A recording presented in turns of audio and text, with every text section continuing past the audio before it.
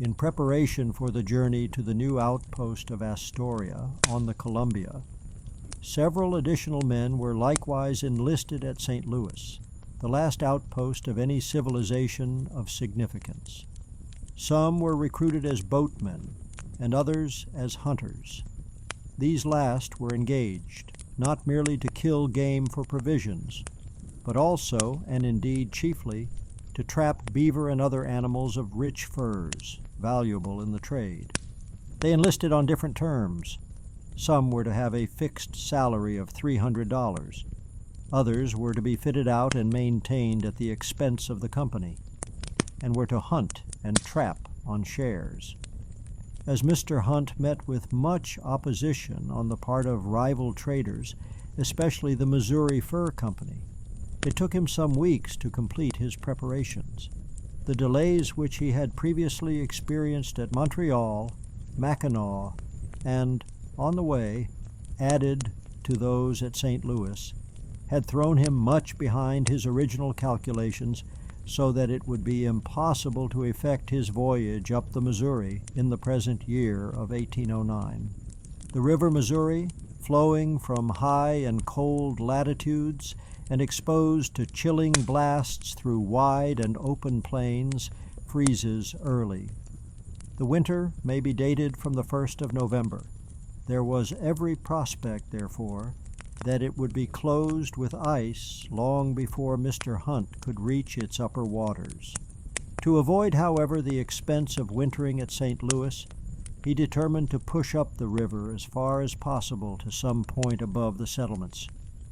He desired him and his party to subsist by hunting, where game was plenty, until the breaking up of the ice in the spring should permit them to resume their voyage.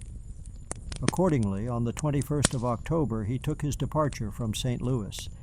His party was distributed in 3 boats.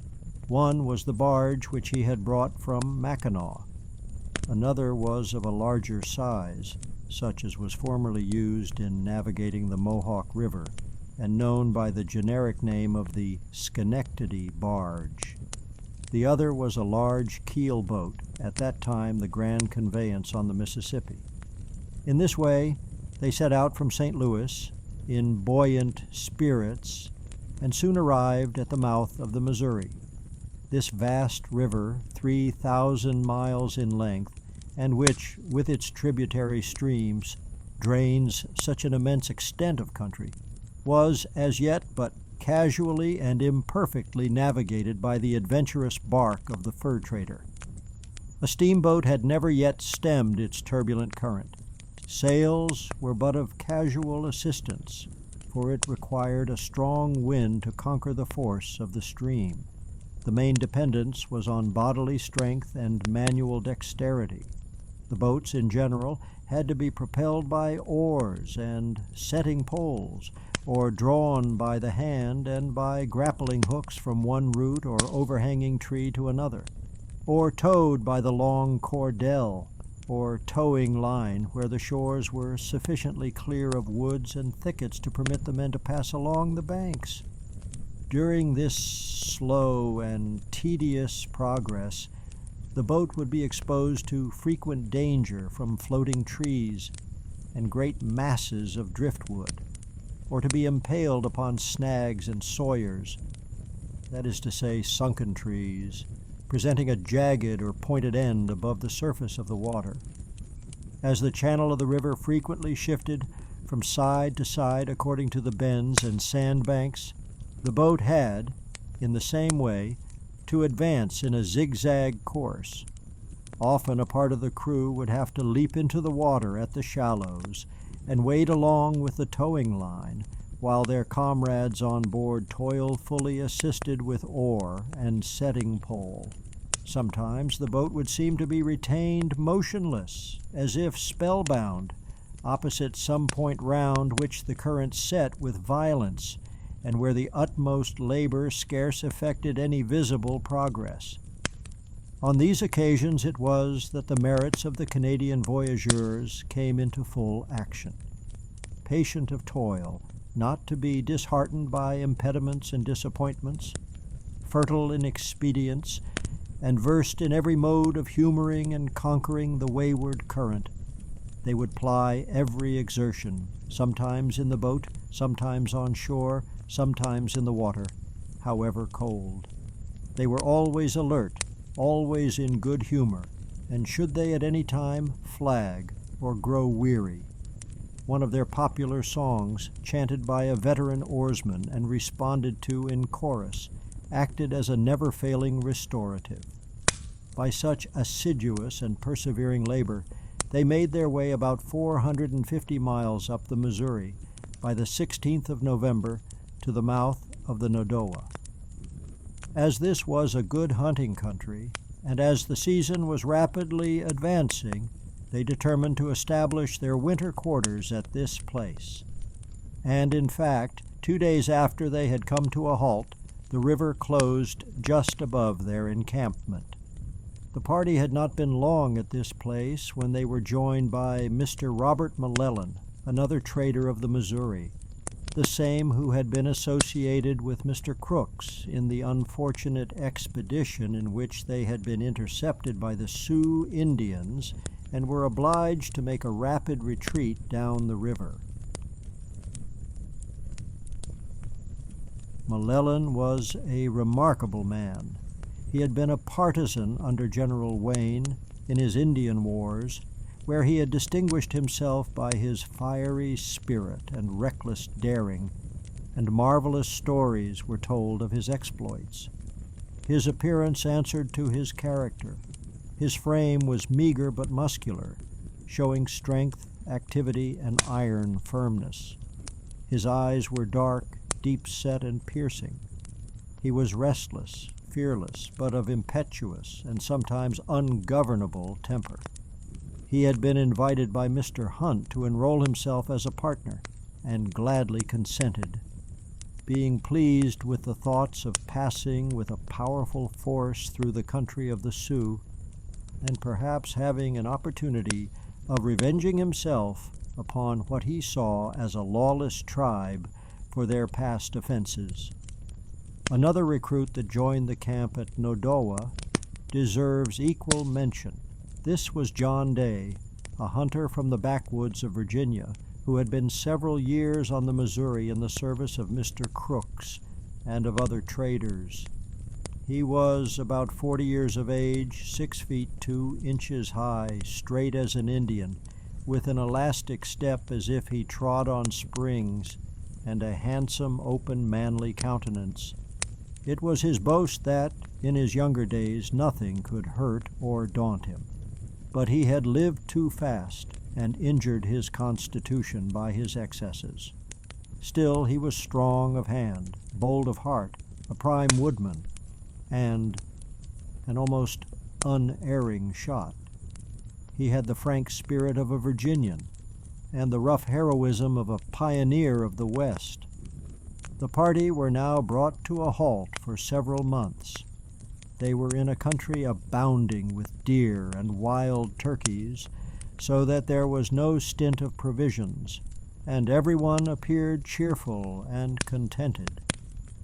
Mr. Hunt determined to avail himself of this interval to return to St. Louis and obtain a reinforcement.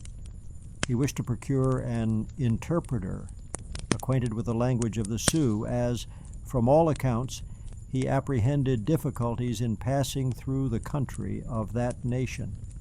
He felt the necessity, also, of having a greater number of hunters, not merely to keep up a supply of provisions throughout their long and arduous expedition, but also as a protection and defense in case of Indian hostilities.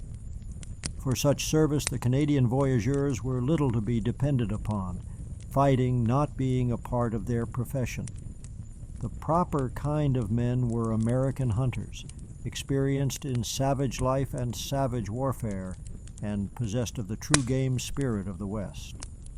Leaving, therefore, the encampment in charge of the other partners, Mr. Hunt set off on foot on the 1st of January, 1810, for St. Louis. He was accompanied by 8 men as far as Fort Osage, about 150 miles below Nodowa. Here he procured a couple of horses and proceeded on the remainder of his journey with 2 men, sending the other 6 back to the encampment. He arrived at St. Louis on the 20th of January. On this, his second visit to St. Louis, Mr. Hunt was again impeded in his plans by the opposition of the Missouri Fur Company. The affairs of that company were, at this time, in a very dubious state. During the preceding year, their principal establishment at the forks of the Missouri had been so much harassed by the Blackfeet Indians that its commander, Mr. Henry, one of the partners, had been compelled to abandon the post and cross the Rocky Mountains with the intention of fixing himself upon one of the upper branches of the Columbia. What had become of him and his party was unknown.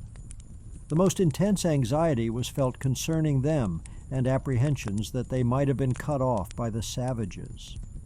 At the time of Mr. Hunt's arrival at St. Louis, the Missouri Company were fitting out an expedition to go in quest of Mr. Henry.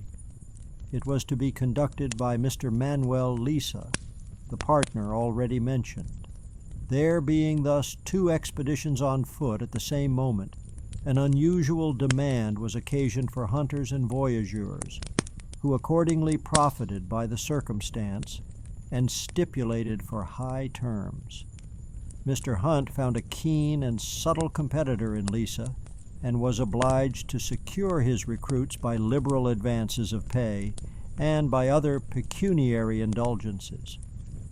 The greatest difficulty was to procure the Sioux interpreter. There was but 1 man to be met with at St. Louis who was fitted for the purpose, but to secure him would require much management. The individual in question was a half-breed named Pierre Dorion, and, as he figures hereafter in this narrative, and is withal a striking specimen of the hybrid race on the frontier, we shall give a few particulars concerning him. Pierre was the son of Dorion, the French interpreter who accompanied Messieurs Lewis and Clark in their famous exploring expedition across the Rocky Mountains. Old Dorion was one of those French Creoles, descendants of the ancient Canadian stock, who abound on the western frontier and amalgamate or cohabit with the savages. He had sojourned among various tribes, and perhaps left progeny among them all. But his regular or habitual wife was a Sioux squaw. By her he had a hopeful brood of half-breed sons, of whom Pierre was one. The domestic affairs of old Dorion were conducted on the true Indian plan. Father and sons would occasionally get drunk together, and then the cabin was a scene of ruffian brawl and fighting, in the course of which the old Frenchman was apt to get soundly belabored by his mongrel offspring. In a furious scuffle of the kind, one of the sons got the old man upon the ground, and was upon the point of scalping him.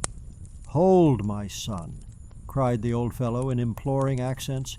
"You are too brave, too honorable to scalp your father."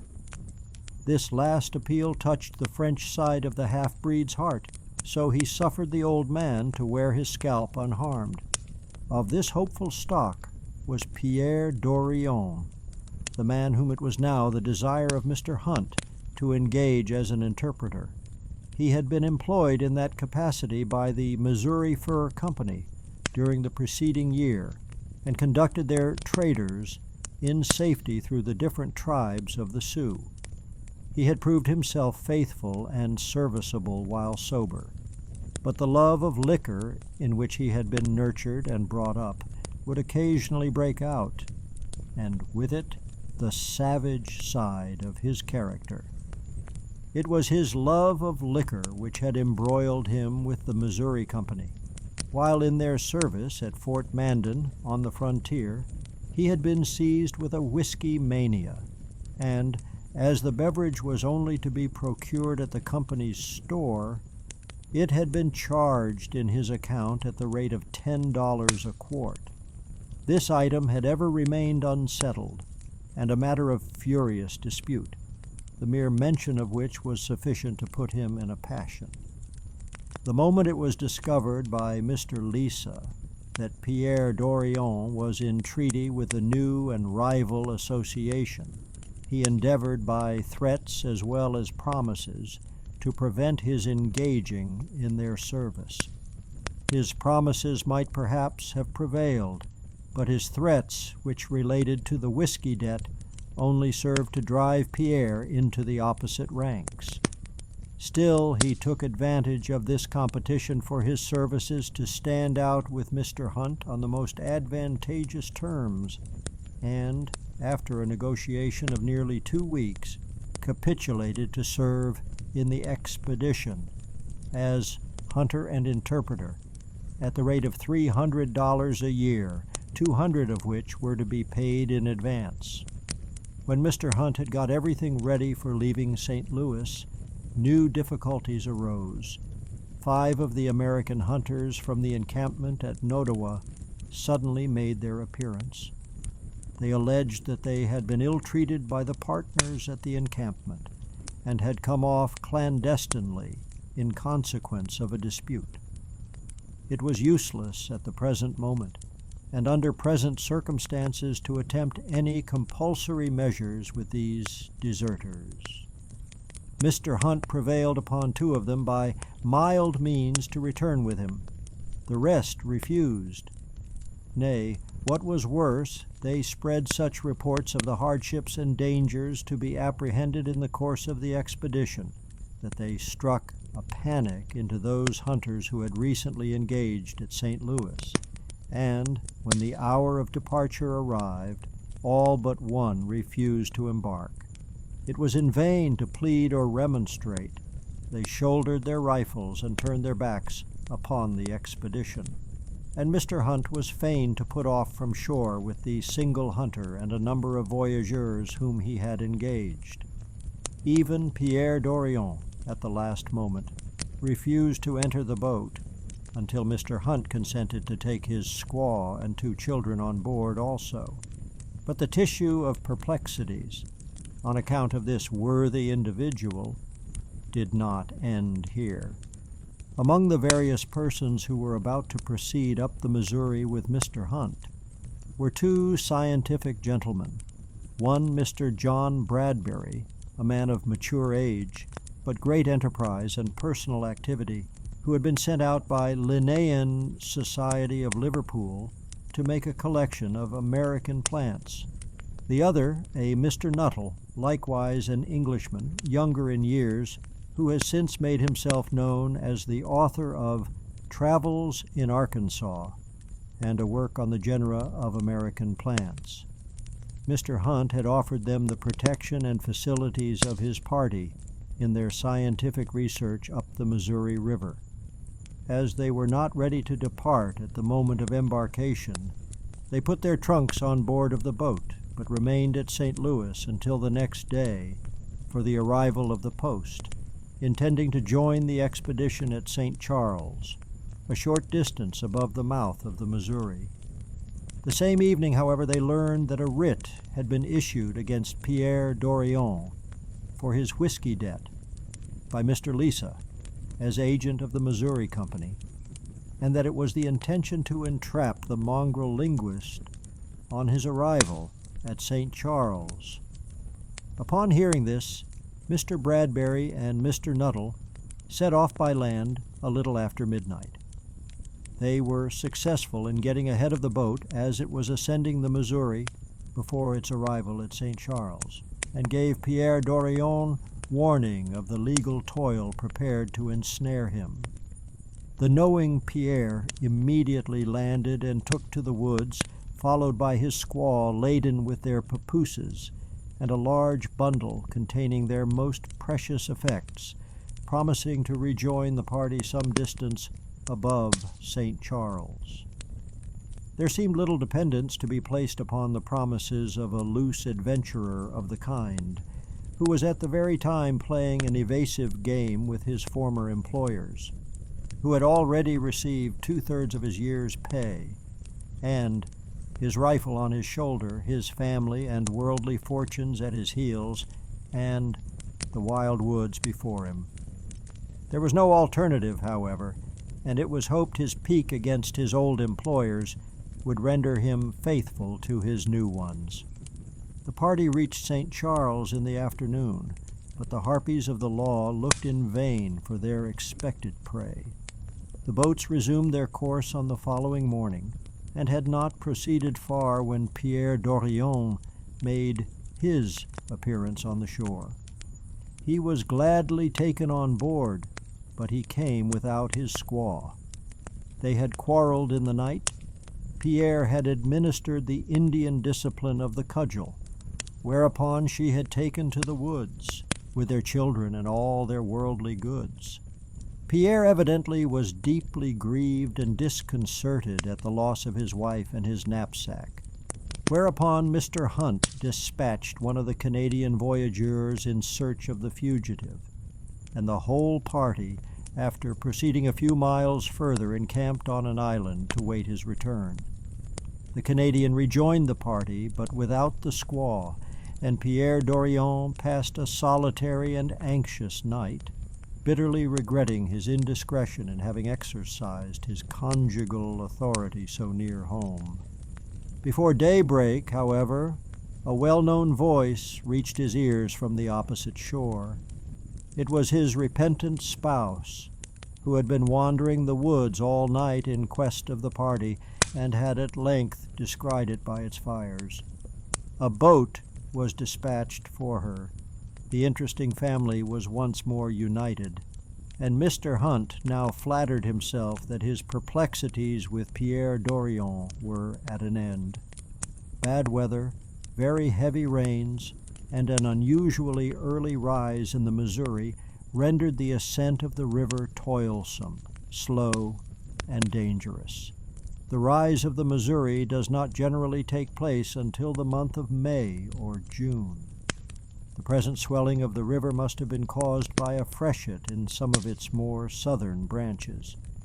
It could not have been the great annual flood, as the higher branches must still have been ice-bound. And here we cannot but pause to notice the admirable arrangement of nature by which the annual swellings of the various great rivers which empty themselves into the Mississippi have been made to precede each other at considerable intervals. Thus, the flood of the Red River precedes that of the Arkansas by a month. The Arkansas also, rising in a much more southern latitude than the Missouri, takes the lead of it in its annual excess, and its superabundant waters are disgorged and disposed of long before the breaking up of the icy barriers of the north. Otherwise did all these mighty streams rise simultaneously and discharge their vernal floods into the Mississippi. An inundation would be the consequence that would submerge and devastate all the lower country. On the afternoon of the third day, January 17th, the boats touched at Charette, one of the old villages founded by the original French colonists. Here they met with Daniel Boone, the renowned patriarch of Kentucky, who had kept in the advance of civilization and on the borders of the wilderness, still leading a hunter's life, though now in his 85th year. He had but recently returned from a hunting and trapping expedition and had brought nearly 60 beaver skins as trophies of his skill. The old man was still erect in form, strong in limb, and unflinching in spirit. And as he stood on the river bank, watching the departure of an expedition destined to traverse the wilderness to the very shores of the Pacific, very probably felt a throb of his old pioneer spirit, impelling him to shoulder his rifle and join the adventurous band. Boone flourished several years after this meeting in a vigorous old age, the Nestor of hunters and backwoodsmen, and died, full of sylvan honor and renown, in 1818 in his 92nd year.